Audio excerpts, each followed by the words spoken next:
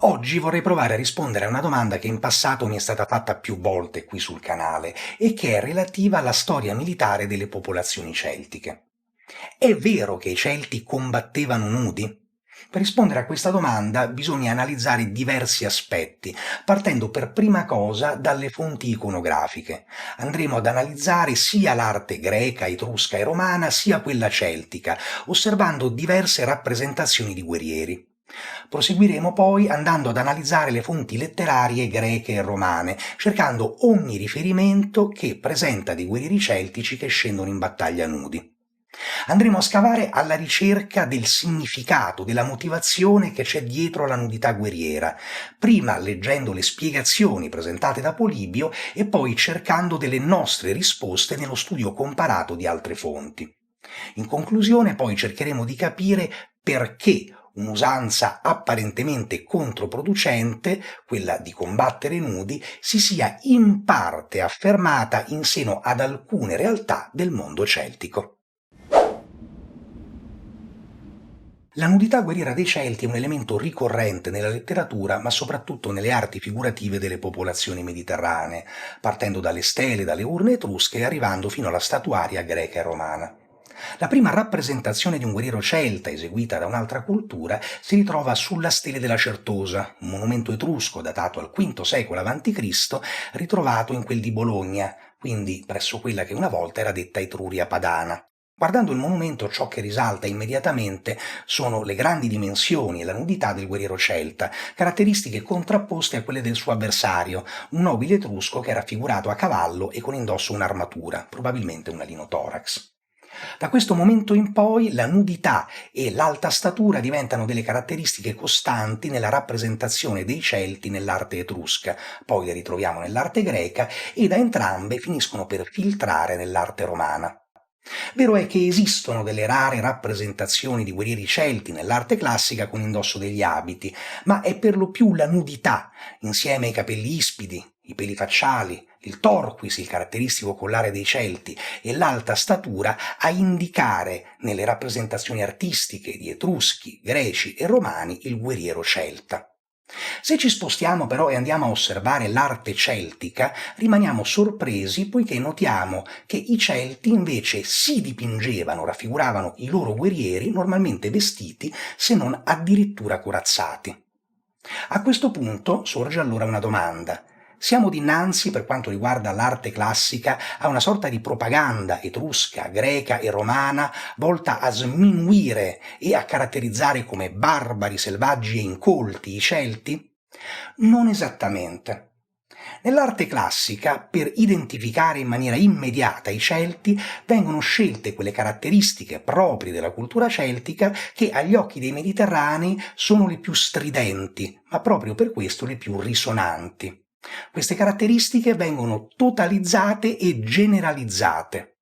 In questo modo l'arte classica crea delle rappresentazioni di Celti che, per chi la osserva, sono sicuramente immediatamente riconoscibili, eppure va a creare una sorta di falso parziale, poiché totalizza e generalizza degli elementi che in realtà erano propri di specifiche realtà particolari. Il primo autore classico che accenna alla nudità guerriera dei Celti è Polibio, che, probabilmente appoggiandosi alla testimonianza oculare di Fabio Pittore, descrive i Galli Gaesati, una delle componenti dell'esercito celtico alla battaglia di Talamone del 225 a.C., scendere in campo completamente nudi, con le sole armi e i gioielli. Per Polibio, però, la nudità guerriera a Talamone non è prerogativa della totalità delle schiere celtiche. Infatti, ai Gaesati fanno da contraltare i boi e gli insubri, che vengono descritti indossare delle brache e delle giubbe, che oltretutto più avanti nel testo sono indicati come degli indumenti altamente protettivi contro il lancio di giavellotti della fanteria leggera romana, quindi forse adombrando un qualche tipo di protezione costituita da lana infeltrita o trapuntata. E le differenze non terminano qui. Se i Galli insubri e Boi sono delle popolazioni celtiche che ormai vivono in Italia settentrionale da oltre 200 anni, i Gaesati invece giungono da Oltralpe, precisamente dalla valle del Rodano, e a ben guardare non si tratta nemmeno di un popolo vero e proprio. I Gaesati, infatti, debbono il loro nome al Gaesum o Gaison, un giavellotto costituito da un'unica barra di ferro forgiata particolarmente popolare tra Celti ed Iberi. E Polibio scrive chiaramente che sono detti Gaesati poiché fanno la guerra per il soldo, quindi sostanzialmente sono presentati come una realtà di mercenari. Polibio non parla della nudità guerriera dei Celti solo in relazione ai Gaesati che combattono a Talamone, ma per descrivere i soldati gallici che combattono per Annibale nel 216 a.C. nella battaglia di Canne usa il termine di gymnon, appunto nudi. Leggendo altri autori classici troviamo ulteriori riferimenti a guerrieri celtici che combattono nudi. Secondo Appiano sono nudi quei guerrieri gallici che dopo aver sconfitto i Romani sul fiume Allia assediano tra il 387 e il 386 il Campidoglio, mentre per Quadrigario è nudo il campione gallico che nel 361 a.C. avanza al centro di un ponte sul fiume Aniene e sfida a gran voce a duello Tito Manlio Imperioso. Per Tito Livio, poi, sono nudi i Galati che nel 189 a.C. combattono contro le legioni romane nella battaglia di Monte Olimpo. Diodoro Siculo, poi, probabilmente riportando Posidonio, senza far riferimento a nessun episodio specifico, scrive che alcuni tra i Galli usano scendere in battaglia nudi. Ora è evidente che, sebbene non siamo davanti a una pratica totalizzante, comunque si tratta di un'usanza che era portata avanti da diversi elementi che costellavano il mondo celtico, probabilmente realtà di professionisti della guerra che fondevano la pratica mercenaria con usi e costumi propri della sfera rituale, mistica e sacrale.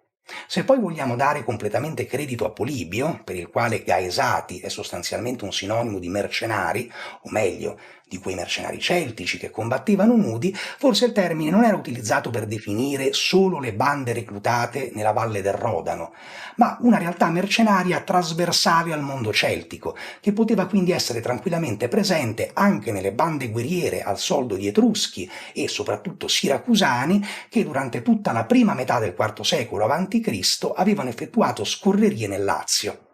D'altra parte, secondo Strabone, i Galli che assediano il Campidoglio non sono solo senoni, ma tra di loro c'è un folto contingente appunto di Gaesati.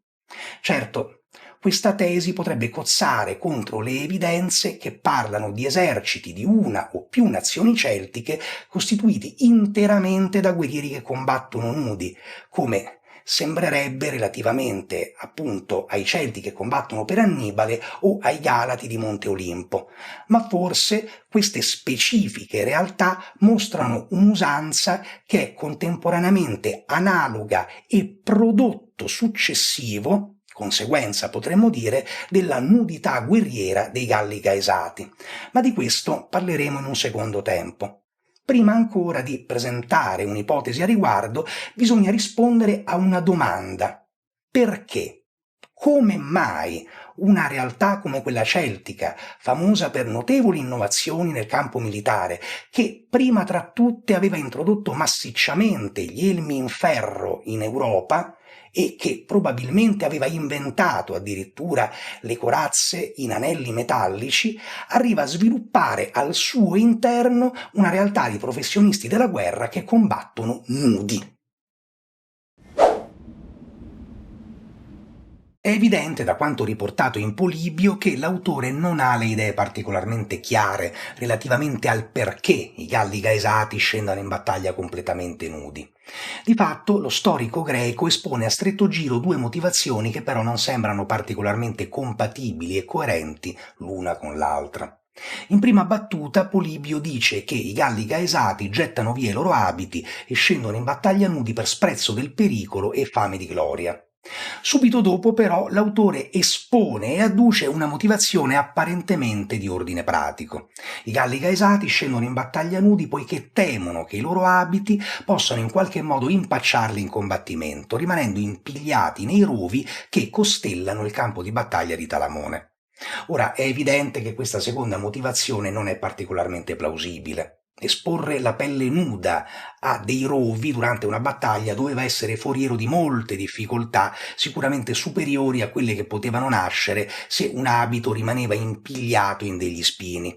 Eppure anche la prima motivazione, quella della fame di gloria e dello sprezzo del pericolo, non soddisfa del tutto e forse cela al suo interno tutta una serie di elementi propri della sfera magica, religiosa, mistica e sacrale che però restano oscuri per lo storico greco e conseguentemente restano oscuri anche per gli storici contemporanei.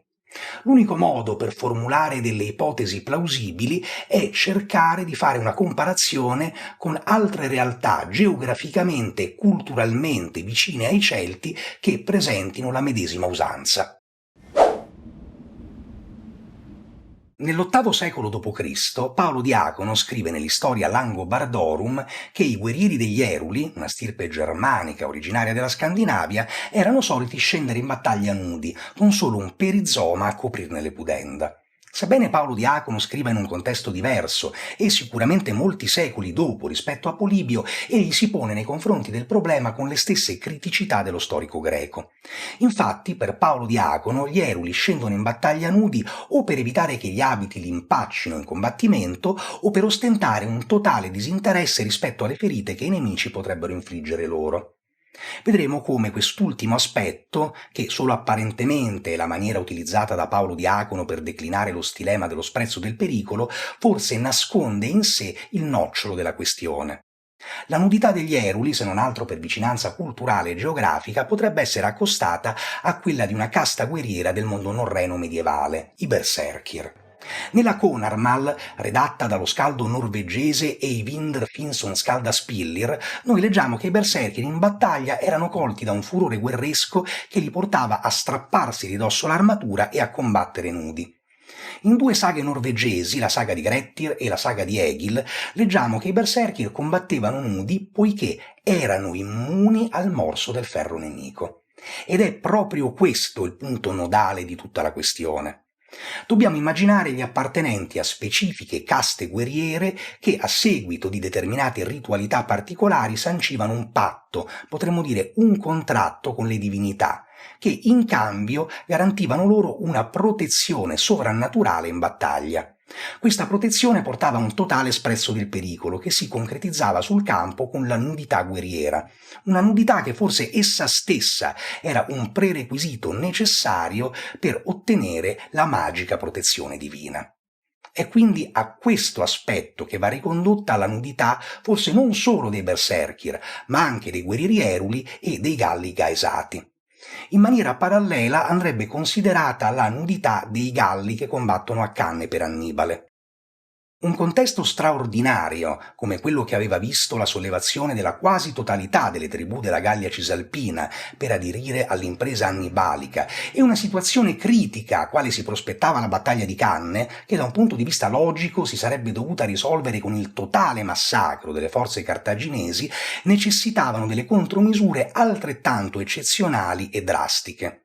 Quindi, forse, la totalità dei Galli che combattevano per Annibale, Galli Cisalpini, Galli Transalpini, alcuni mercenari, ma la maggioranza sicuramente alleati, in un momento di grande crisi scelgono di aderire in massa a una ritualità che normalmente era propria solo di una piccola parte delle loro forze armate, sperando in una consacrazione totale agli dei di ottenere la loro protezione.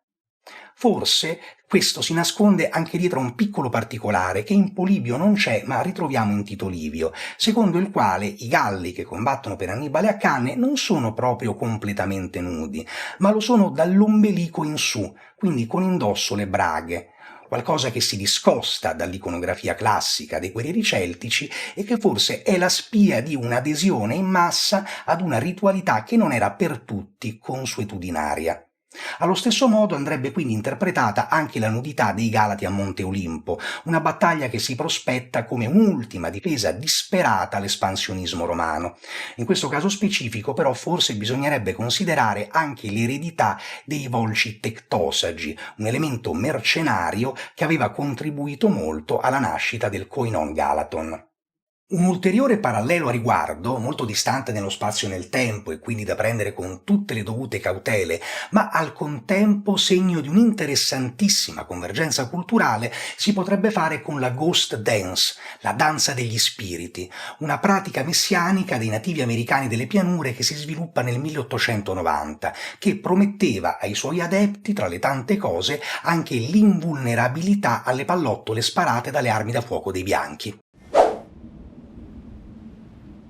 Prima di concludere, è lecito porsi una domanda di ordine logico. Ma come è possibile che una pratica inefficace o addirittura controproducente come il combattere nudi si fosse affermata in seno a delle realtà di professionisti della guerra e mantenuta per un certo lasso di tempo?